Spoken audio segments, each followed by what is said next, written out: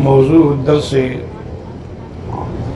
في عبدية النبي صلى الله عليه وسلم في الوعظ والإرشاد.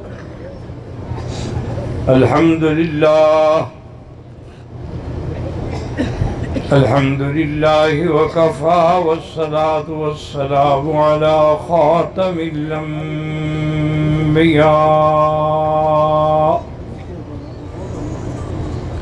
سيدنا وحبيبنا محمد المصطفى وعلى آله المجتبى وأصحابه النجبى. اللهم صل على سيدنا محمد النبي الأمي الهاشمي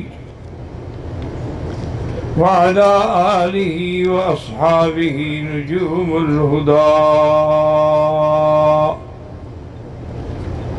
أما بعد، فقد قال الله تبارك وتعالى في القرآن المجيد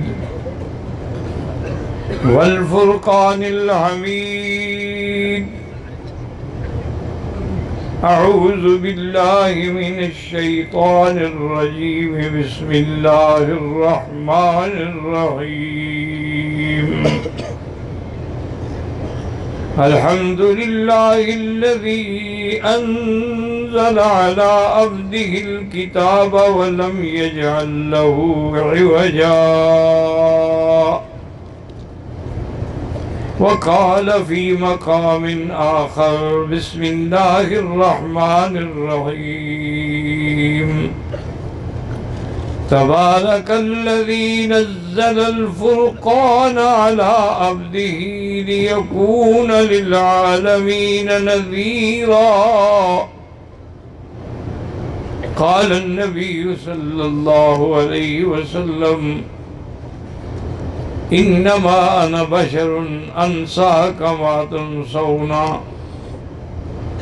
وقال في مقام: إنما أغضب كما تغضبون وأرضى كما ترضون، أو كما قال النبي صلى الله عليه وسلم. صدق الله العلي العظيم، وصدق رسوله النبي الكريم، ونحن على ذلك لمن الشاهدين ومن الشاكرين، والحمد لله رب العالمين. رب اشرح لي صدري ويسر لي أمري واحلل عقدة من لساني يفقهوا قولي. رب زدني علما. سبحانك لا علم لنا إلا ما علمتنا، إنك أنت العليم الحكيم. برادران اسلام، واجب الاحترام بزرگوں، دوستوں، بھائیوں، عزیز نوجوانوں، محترمہ مائیوں اور بہنوں، اللہ تبارک و تعالیٰ کے کلام مقدس میں سے چند آیات مبارکہ اور آقا انعام دار حبیب کبریا سیدنا محمد مصطفیٰ صلی اللہ علیہ وعلا آلہ وسلم تسلیما کثیرا کثیرا کے فرامین مبارکہ میں سے دو احادیث تلاوت کی ہیں. دعا فرمائیں کہ اللہ تعالیٰ اس عاجز کو محل اہل صحت عافیت کاملہ عاجلہ دائمہ اور حق بات بیان کرنے کی توفیق عطا فرمائیں. آپ کو حق سننے سمجھنے کی، ہم سب کو حق پر چلنے کی توفیق عطا فرمائیں. پروردگار عالم تمام آنے والوں کی حاضری، حج، عبادات، زیارات، صدقات، خیرات منظور و مقبول فرمائیں. اور دل سے دعا کریں کہ مسلمان کشمیر میں ظلم و ستم کی چکی میں پس رہے ہیں. آج ان کو جمعہ پڑھنے سے بھی روکا گیا اور سڑکوں پہ کھڑے ہیں، جمعہ پڑھ رہے ہیں اس حال میں کہ گولیاں برس رہی ہیں. انا للہ و انا الیہ راجعون. دل سے دعا کریں کہ اللہ اپنی قدرت سے ان کی مدد فرمائے. ان کو اتحاد و اتفاق عطا فرمائے، اور اللہ تبارک و تعالیٰ کفر کی طاقت اور ظلم کو جیسے فرعون کی طاقت کو غرق کیا تھا اپنی قدرت سے غرق کر دے۔ میں نے آج کے درس میں جیسے کہ آپ کو چند دنوں کے دروس میں پتہ لگا ہے کہ سیرت مصطفیٰ کے مختلف پہلوؤں پر میں نے عرض کیا ہے۔ آج جو آیت میں نے تلاوت کی ہے اس کا تعلق ہے عبدیت مصطفیٰ یا بشریت مصطفیٰ۔ حضور صلی اللہ علیہ وسلم کے بارے میں جب تک یہ عقیدہ نہ ہو کہ آپ اللہ کے عبد ہیں، اللہ کے بندے ہیں، اللہ کی مخلوق ہیں، اللہ کی مملوک ہیں، تو وہ آدمی مسلمان نہیں ہو سکتا۔ اسی لیے ہمیں ہر نماز میں یہ سبق پڑھایا گیا ہے کہ ہم کہیں اشہد ان لا الہ الا اللہ واشہد ان محمدا عبدہ ورسولہ۔ اور دوسری بات یہ بھی یاد رکھیں کہ صفت عبدیت یا بشریت نعوذ باللہ نقص نہیں ہے، بلکہ یہ عظمت کی دلیل ہے۔ اور سارے قرآن میں دیکھیں کہ حضور کی عبدیت جیسے آپ کی عظمت نرالی، آپ کی ذات نرالی، آپ کی عبدیت بھی نرالی ہے۔ سارے قرآن میں نظر ڈالیں، اللہ نے جہاں انبیاء کی صفت عبدیت ذکر کی ہے وہاں انبیاء کا نام بھی لیا ہے۔ ذکر رحمت ربک عبدہ زکریا وَاذْكُرْ عَبْدَنَا أَيُّوبَ وَاذْكُرْ عِبَادَنَا إِبْرَاهِيمَ وَإِسْحَاقَ۔ عبدیت بھی ہے، نام بھی ہے ساتھ میں، لیکن صرف عبدیت نام نہ ہو، صرف عبدیت یہ صفت اگر ہے تو حضرت محمد مصطفیٰ کی ہے کہ اللہ نے جہاں آپ کی صفت عبدیت کا ذکر فرمایا ہے وہاں نام بھی نہیں لیا۔ سبحان الذي اسرى بعبده ليلا من المسجد الحرام إلى المسجد الأقصى اسرى بعبده، آگے نام نہیں لیا۔ تبارك الذي نزل الفرقان على عبده لِيَكُونَ لِلْعَالَمِينَ نَذِيرًا۔ صفت عبد کا ذکر فرمایا، نام نہیں لیا ہے۔ اسی طرح فرمایا الحمدللہ الذی انزل علی عبدہ الکتاب ولم یجعل لہ عوجا۔ عبد وَأَوْحَى إِلَىٰ عَبْدِهِ مَا أَوْحَىٰ۔ تو اس سے معلوم یہ ہوا کہ عبدیت کا کمال اگر کسی کو حاصل ہے تو وہ حضرت محمد مصطفیٰ ہے صلی اللہ علیہ وسلم، کہ جہاں صرف عبد کا ذکر ہے سمجھ لیں کہ حضور محمد مصطفیٰ مراد ہے۔ اور اسی طرح یاد رکھیں کہ صحیح حدیث میں ہے کہ سیدہ عائشہ صدیقہ رضی اللہ تعالی عنہ نے ایک دن عرض کیا کہ یا رسول اللہ آپ اتنی عبادت فرماتے ہیں کہ ساری رات کھڑے کھڑے گزر جاتی۔ حضور پاک جب تہجد پڑھتے تھے تو تہجد میں آپ کبھی کبھی یعنی سورۃ بقرہ، سورۃ نساء، سورۃ انعام، سورۃ 8 پارے تہجد میں تلاوت کرتے تھے، حتیٰ تورمت قدماہ، آپ کے قدم مبارک سوج گئے کھڑے ہونے سے، اتنی لمبا قیام فرماتے۔ تو بی بی عائشہ صدیقہ نے محبت میں عرض کیا کہ یا رسول اللہ آپ اتنی تکلیف کیوں فرماتے ہیں؟ اللہ نے تو آپ کو خوشخبری دے دی ہے کہ لیغفر لک اللہ ما تقدم من ذنبک وما تأخر، کہ میرے محبوب نبوت سے پہلے یا نبوت کے بعد آپ کی جو بھی غلطی ہیں ہم نے معاف کر دی ہیں۔ تو جب اللہ نے آپ کو بشارت دے دی ہے، مغفرت کا اعلان فرما دیا ہے، پھر اتنی تکلیف کی کیا ضرورت ہے؟ تو حضور پاک نے کیا جواب دیا؟ فرمایا فلا اکون عبدا شکورا، عائشہ جس اللہ نے مجھے یہ نعمت دی ہے میں اس کا شکر گزار بندہ نہ بنوں؟ وہاں بھی حضور نے اپنی صفت ہے جو عبدیت بیان فرمائی۔ اور اسی طرح یاد رکھیں کہ جتنے نعوذ باللہ اہل بدعات ہیں یا گمراہ فرقے ہیں، ان کے دو الزامات ہوتے ہیں۔ ایک تو قسم ہے الزامات اور ایک قسم ہے تعجبات۔ الزامات کا کیا معنی کہتے تھے؟ حضور جادوگر ہے، نعوذ باللہ ثم نعوذ باللہ۔ کہتے تھے حضور نعوذ باللہ حضور مجنون ہیں، حضور دیوانے ہیں، حضور نے قرآن پاک خود بنایا ہے۔ یہ الزامات، ہر الزام کا اللہ نے جواب دیا۔ اگر انہوں نے کہا کہ آپ دیوانے ہیں تو اللہ نے قسم کھا کے فرمایا کہ نون والقلم وما يسطرون ما انت بنعمت ربک بمجنون۔ اللہ نے فرمایا مجھے قسم ہے قلم کی اور سے جو لکھا جاتا ہے۔ اللہ تبارک فرمایا میرا مدنی آپ اللہ کی رحمت سے آپ مجنون نہیں ہیں، آپ کو مجنون کہنے والے مجنون ہیں۔ اگر انہوں نے کہا کہ ساحر ہے، شاعر ہے، اللہ تبارک و تعالی نے خود جواب عطا فرمایا وما هو بقول شاعر قلیلا ما تؤمنون۔ انہوں نے کہا کاہن ہے، اللہ نے فرمایا ولا بقول کاہن، میرا مدنی نہ ساحر ہے نہ شاعر ہے نہ کاہن ہے، بلکہ میرا مدنی تو میرا نبی ہے، رسول ہے، امام الانبیاء والمرسلین ہے، سید الاولین والآخرین ہے۔ ہر الزام کا جواب میرے اللہ نے دیا ہے۔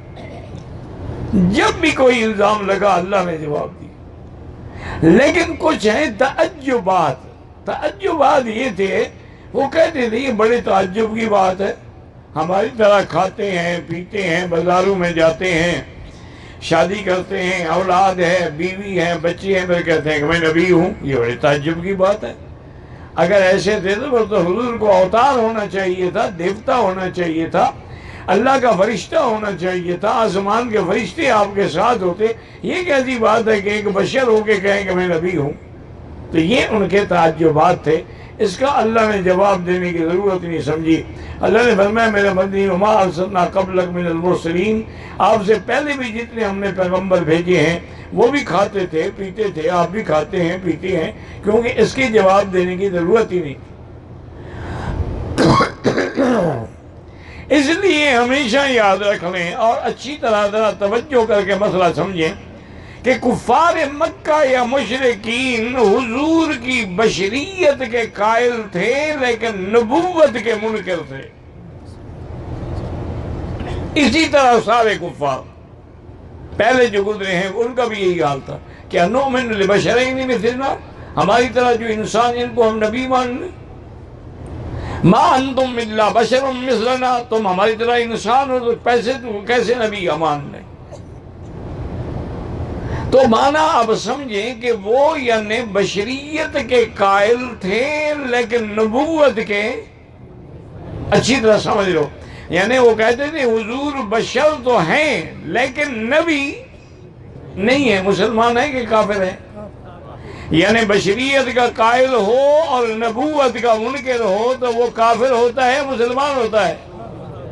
اچھا آج کل یہ عالم یہ ہے کہ نبوت کے تو قائل ہیں لیکن بشریت کے منکر ہیں۔ یعنی کافر بھی یہ کہتے تھے کہ بشر نبی نہیں ہو سکتا، یہ بھی کہتے ہیں کہ نبی بشر نہیں ہو سکتا۔ مجھے بتائیں ان دونوں میں فرق کیا ہے؟ مشرکین مکہ کے عقیدے میں اور ان کے عقیدے میں کیا فرق ہے؟ حالانکہ اہل سنت والجماعت کا عقیدہ یہ ہے کہ حضور بشر ہیں، سید البشر ہیں، لیکن اللہ نے بشریت کے ساتھ آپ کو تاج نبوت بھی عطا فرمایا۔ ہر پیغمبر بشر ہے، ہر پیغمبر ولد آدم ہے، لیکن اس کے ساتھ اللہ نے ان کو رسالت و نبوت کا بھی تاج پہنایا ہے۔ اور میرے مدنی کا یاد رکھیں، تیسرا تاج بھی ہے، ایک بشریت کا تاج ہے، ایک نبوت کا تاج ہے، اور ایک ختم نبوت کا تاج ہے۔ یہ تاج کسی کو نہیں ملا ہے جو حضور محمد مصطفیٰ کو ملا ہے، صلی اللہ علیہ وعلا آلہ واصحابہ وسلم تسلیما کثیرا کثیرا۔ تو اللہ تبارک و تعالیٰ کے تو وہ لوگ بشریت کے تو قائل تھے لیکن نبوت کے قائل نہیں تھے، اسی لیے مکے والے کہتے قالوا لن نؤمن لك حتى تفجر لنا من الارض ينبوعا۔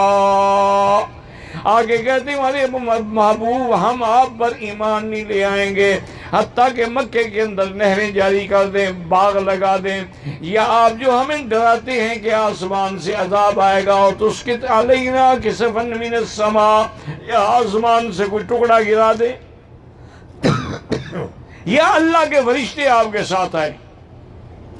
وَلَن نُؤْمِنَ لَكَ، یہ کہا آپ کے آسمانوں پہ جانے پر بھی ہم ایمان نہیں لے آئیں گے، حَتَّى تُنَزِّلَ عَلَيْنَا كِتَابًا نَقْرَؤُهُ، حتیٰ کہ آسمان سے کتاب اترے، خط لکھا ہوا ہو اللہ کا کہ فلان ابن فلان یہ میرے نبی ہیں، ایمان لے آؤ، پھر ہم دیکھیں گے ایمان لائیں گے۔ اللہ نے فرمایا میرا مدنی ایک ہی جواب ان کو دے دو، قُلْ سُبْحَانَ رَبِّي هل كنت الا بشرا رسولا۔ اللہ نے فرمایا اعلان کر دیں کہ میرے مدنی کہ پاک ہے میرے رب کی ذات، اللہ کی ذات بلند و بالا ہے، ہر نقائص سے پاک ہے۔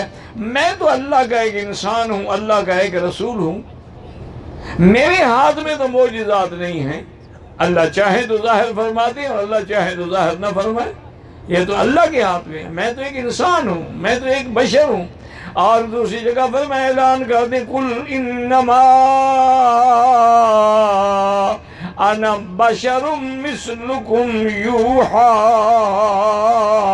الی، اعلان کر دیں کہ انما حصر کے لیے ہے کہ میں بشر ہوں، انسان ہوں تمہاری طرح، جن سے انسان ایک ہے، تم بھی انسان ہو میں بھی انسان ہوں، تمہارے بھی والدین ہیں میرے بھی والدین ہیں، تمہاری بھی اولاد ہے میری بھی اولاد ہے، لیکن شان میرا بلند ہے کیونکہ یوحی الی، اللہ نے مجھے وحی بھیج کے نبی بنایا ہے۔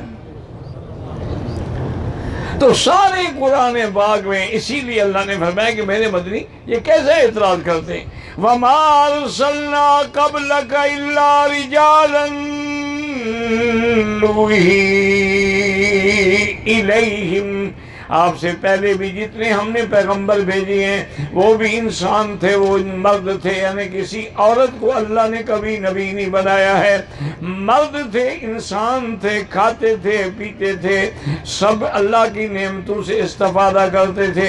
تو حضور پاک نے اعلان فرما دیا۔ اور اسی طرح صحیح حدیث مبارک میں ہے کہ ایک دن حضور نماز پڑھا رہے تھے، بعض روایات میں یہی آیا ہے جس کو امام مسلم نے بھی لکھا ہے کہ ظہر کی نماز پڑھا رہے تھے تو آپ نے 4 رکعتوں کے بجائے 5 رکعت پڑھا دی۔ صحابہ حیران ہو گئے، حضور سے عرض کیا کہ حل زید فی الصلاۃ یا رسول اللہ، کیا نماز بڑھ گئی ہے، 4 کے بجائے 5 ہو گئی؟ فرمایا نہیں۔ ہم نے کہا حضور آپ نے تو 5 رکعت پڑھائی ہے۔ تو آپ نے فرمایا انما انا بشر انسا کما تنسون فاذا نسیت فذکرونی، میں بھی بشر ہوں، انسان ہوں، میں بھی بھول جاتا ہوں جیسے تم بھولتے ہو، اگر میں بھولوں تو مجھے یاد کرا دیا کرو۔ آپ نے وہاں بھی وضاحت کر دی کہ انما انا بشر انسا کما تنسون۔ اچھا، اسی طرح ایک صحیح حدیث میں ہے کہ ایک دفعہ حضور نے بجائے 4 رکعت پڑھانے کے 2 رکعت پڑھا دی، سلام پھیر دیا۔ ایک صحابی کھڑے ہوئے، انہوں نے کہا انقص الصلاۃ ام نسیت یا رسول اللہ، کیا نماز مختصر ہو گئی، آپ بھول گئے ہیں کہ آپ نے 4 کے بجائے 2 پڑھائی ہیں؟ حضور نے فرمایا ما قصرت الصلاۃ وما نسیتو، نہ نماز چھوٹی ہوئی نہ میں بھولا۔ اس بیچارے نے پھر کہا، انہوں نے کہا حضور قصرت الصلاۃ وم نسیت یا رسول اللہ، آپ بھول گئے یا نماز کو اللہ نے مختصر کرے؟ فرمایا ما قصرت الصلاۃ وما نسیتو۔ اب نماز کا مسئلہ تھا، صحابی بھی چپ نہیں کر رہا۔ تیسرے دفعہ بھی صحابی نے جب کہا تو حضور نے دیکھا اور صحابہ سے پوچھا اصدق ذو الیدین، یہ دو ہاتھوں والا ٹھیک کر رہا ہے؟ یہ محبت کا کلمہ ہے۔ ہر آدمی کے دو ہاتھ ہوتے ہیں، چار تو نہیں ہوتے، لیکن پیار سے حضور فرماتے ہیں، جیسے حضرت علی کو فرماتے تھے قم یا نومان، اور نیند کے متوالے اٹھو۔ اسی طرح کبھی کسی صحابی کو کہتے دل اذنین، او دو کانوں والے، کان تو دو ہی ہوتے ہیں آدمی، یہ محبت کی بات ہے۔ حضور نے فرمایا کہ یہ دو ہاتھوں والا بندہ سچ کہہ رہا ہے؟ انہوں نے کہا ہاں یا رسول اللہ کہہ تو سچ رہا ہے۔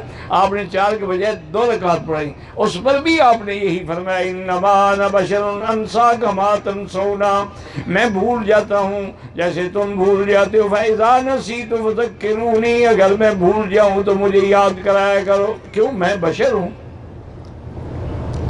بی بی عائشہ صدیقہ رضی اللہ عنہا سے کسی صحابی نے آگے پوچھا کہ اماں جان، باہر جب حضور مسجد میں ہوتے ہیں تو ہم جانتے ہیں، دیکھتے ہیں، آپ کے ساتھ بیٹھتے ہیں، لیکن جب گھر میں ہوتے ہیں تو آپ بتائیں کہ گھر میں حضور کیا کام کرتے ہیں؟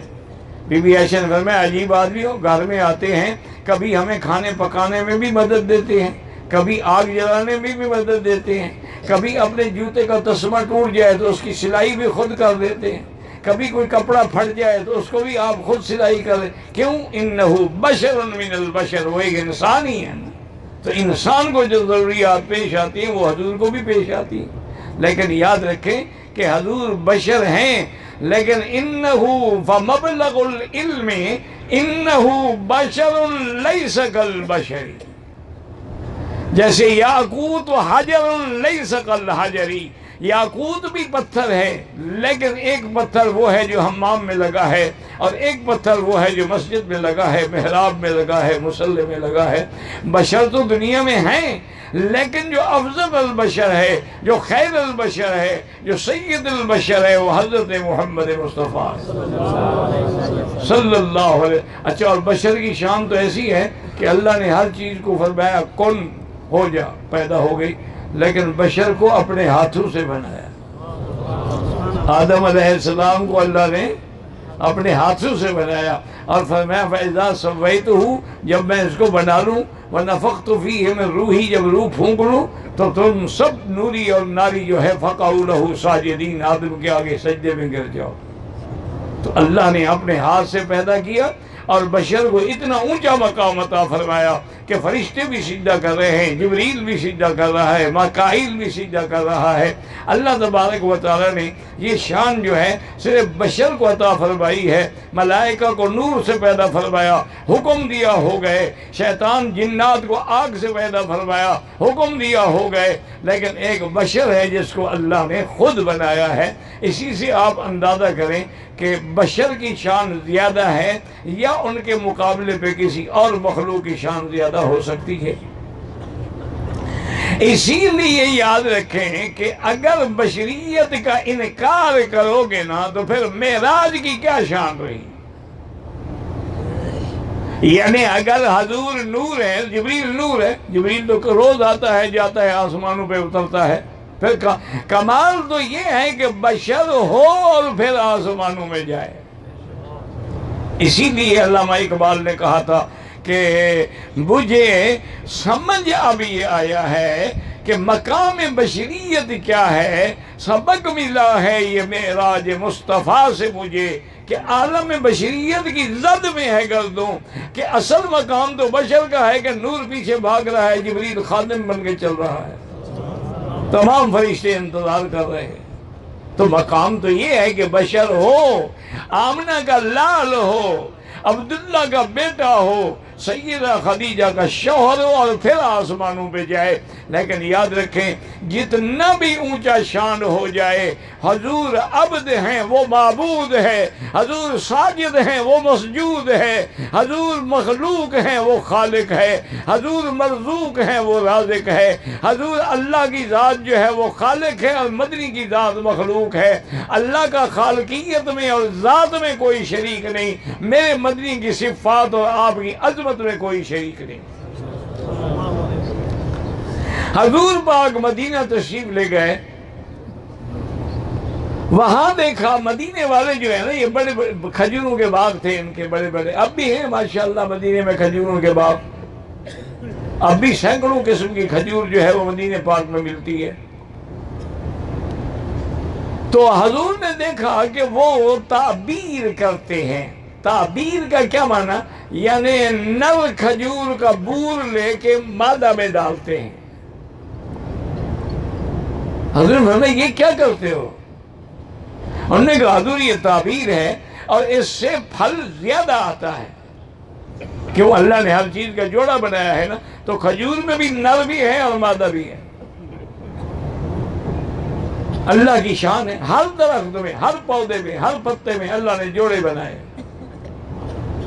وَجَعَلْنَا مِن كُلِّ شَيْءٍ زَوْجَيْنِ.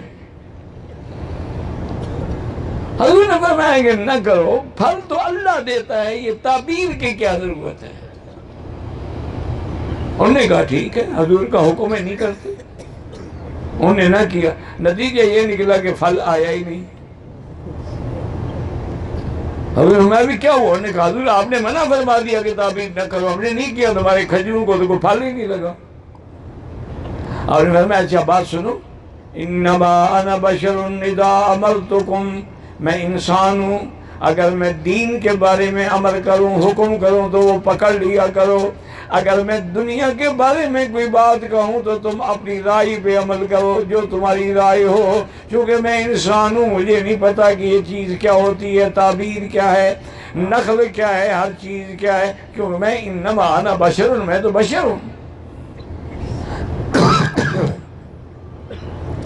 اسی لیے اللہ تبارک و تعالیٰ نے سارے قرآن پاک میں نظر ڈالے. اب کچھ لوگ جو ہیں وہ محبت میں بڑھ گئے، یا دھوکہ لگا ہے یا ضد ہے، اللہ عالم. افراط اور تفریط میں آدمی برباد ہو جاتا ہے، یاد رکھو. افراد مانا بڑھاتے جاؤ بڑھاتے جاؤ بڑھاتے جاؤ، حد سے بڑھاؤ تب بھی برباد، گھٹاتے جاؤ گھٹاتے جاؤ تب. اسی لیے حضرت علی رضی اللہ عنہ کا قول ہے، آپ نے فرمایا سیحلق فی فئتان، میرے بارے میں دو جماعتیں برباد ہو جائیں گی. صحابہ نے پوچھا کون سی؟ فرمایا ایک جماعت میری محبت میں اتنا غلو کرے گی، اتنا آگے بڑھے گی کہ مجھے مولا علی اور خدا بنا دے گی، وہ بھی ہلاک ہو جائیں گے. اور ایک جماعت وہ ہے جو میری شان گھٹائے گی، تنقیص کرے گی، مجھے مسلمان بھی نہیں مانے گی، وہ بھی ہلاک ہو جائیں گے. دونوں جماعتیں. اور فرمایا کہ کامیاب صرف وہ ہوں گے جو مجھے علی مرتضیٰ بھی مانے، داماد مصطفیٰ بھی مانے، لیکن اللہ کا بندہ مانے، اللہ کی مخلوق مانے، وہ لوگ کامیاب ہو جائیں گے.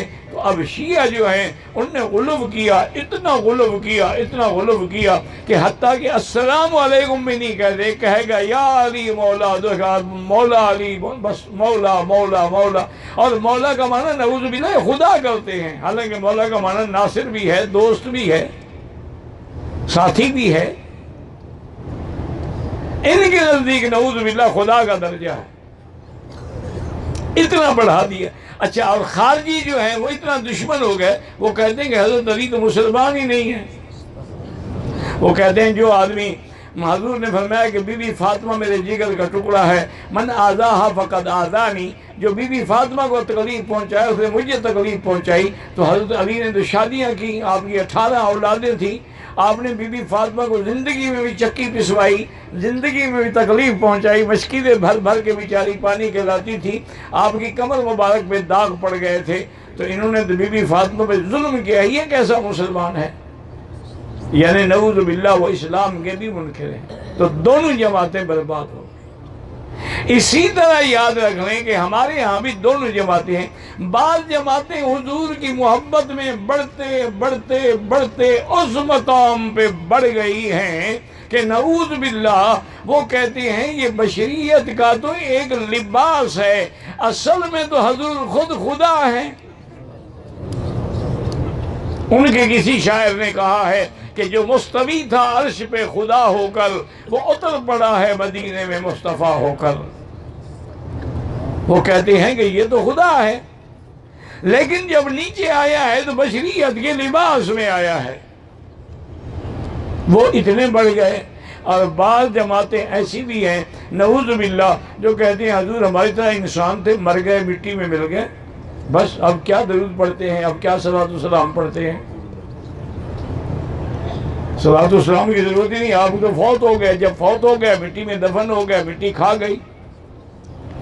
وہ اس طرح برباد ہو گئے.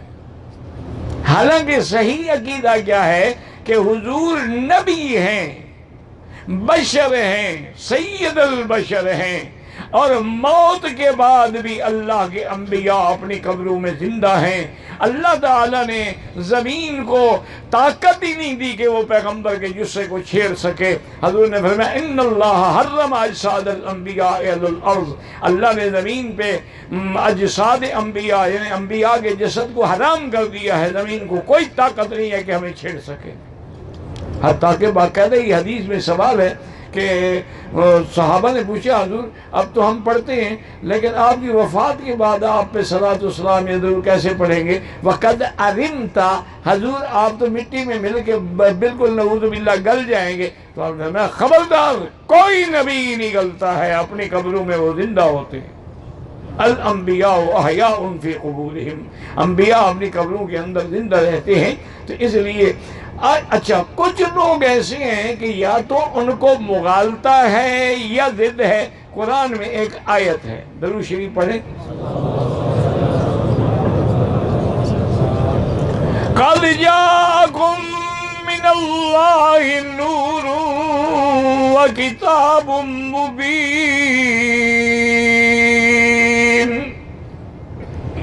وہ کہتے ہیں حضرت اس آیت سے مراد جو ہے نور سے مراد محمد مصطفیٰ ہے، اور کتاب مبین سے مراد قرآن ہے. تو محمد مصطفیٰ تو نور ہیں. وہ اس آیت کے ترجمے. اچھا بعض مفسرین نے لکھا بھی ہے، لیکن سمجھیے بات کو. پہلی بات تو یہ ہے کہ اس جگہ جو آیت ہے اس سے مراد نور نہیں ہے، نور سے مراد بھی کتاب ہے قرآن، اور قرآن سے مراد بھی قرآن ہے. اللہ نے دوسری جگہ پر قرآن کو نور کہا ہے کہ انزلنا الیک نورا مبینا واتبعوا النور الذی انزل معہ. اللہ نے قرآن کو نور فرمایا جیسے حضور کو بشر فرمایا ہے. اور سب سے بڑی اسی آیت کو اگر تھوڑا سا آگے پڑھ لیتے نا میرے دوست، غلطی نہ کرتے. آگے اللہ کیا کہتے ہیں؟ قَدْ جَاءَكُم مِّنَ اللَّهِ نُورٌ وَكِتَابٌ مُّبِينٌ يَهْدِي بِهِ. ضمیر مفرد ہے. اگر دو چیزیں تھیں، نور سے مراد نبی تھے اور کتاب سے مراد قرآن تھا، تو اب یہ ہوتا یہدی بہما، ضمیر تثنیہ ہوتا نہ کہ ضمیر مفرد ہوتا. یہدی بہ اللہ، تو معلوم ہوا کہ وہ دونوں ایک ہیں. یہ بات تفسیریہ ہے. تو اس لیے اور دوسری بات یہ بھی سمجھ لیں کہ اللہ نے قرآن کو بھی نور کہا ہے. تو اس کا کیا مطلب ہے اندھیرے میں آپ قرآن پڑھ لیں گے؟ اللہ نے مومن کو بھی ایمان کو بھی نور کہا ہے، تو کیا ہر مومن نور ہے؟ اللہ تبارک و تعالی نے فرشتوں کو بھی نور کہا ہے، چاند سورج کو بھی نور کہا ہے. تو یہ نور مجازن ہے، حقیقتاً نہیں ہے. جیسے حضور کا نور نبوت ہے، مومن کے اندر نور ایمان ہے، اور اولیاء صلحاء کے اندر نور ہدایت ہے. یہ نور بطور مجاز ہے نہ کہ بطور حقیقت ہے. ورنہ اگر حقیقتاً نور ہوں تو پھر آپ کی اولاد کی نسبت کس طرف کریں گے؟ آپ کی بیوی بچیوں کی نسبت کس طرف؟ نور کی تو اولاد ہوتی نہیں. تو اس لیے ہمیشہ اگر کسی جگہ نور کا لفظ بھی ہوگا تو وہ نور مجازن ہوگا نہ کہ حقیقتاً ہوگا. تو اس لیے تمام انبیاء نور ہدایت ہیں، نور نبوت ہیں، نور رسالت ہیں۔ نور کس کو کہتے ہیں؟ جو خود بھی روشن ہو اور دوسرے کو بھی روشن کر دے، جیسے سورج ہے، خود بھی روشن ہے، روشن کرنے والا ہے۔ چاند خود بھی روشن ہے، روشن کرنے والا ہے۔ میرا مدنی بھی ساری کائنات کو ظلمات کے اندھیروں سے نکال کے روشن کرنے والے ہیں۔ اسی لیے اللہ نے آپ کو فرمایا کہ آپ صرف نور نہیں بلکہ آپ تو سراج منیر ہیں، آپ کے نور سے تو پتہ نہیں کتنے دیے جلیں گے۔ تو اس لیے سب سے بڑی صفت جو ہے وہ عبدیت ہے، اور سب سے بڑے عبد جو ہیں وہ حضرت محمد مصطفیٰ ہیں علیہ الصلاۃ والتسلیم۔ انشاءاللہ زندگی باقی تو بات باقی۔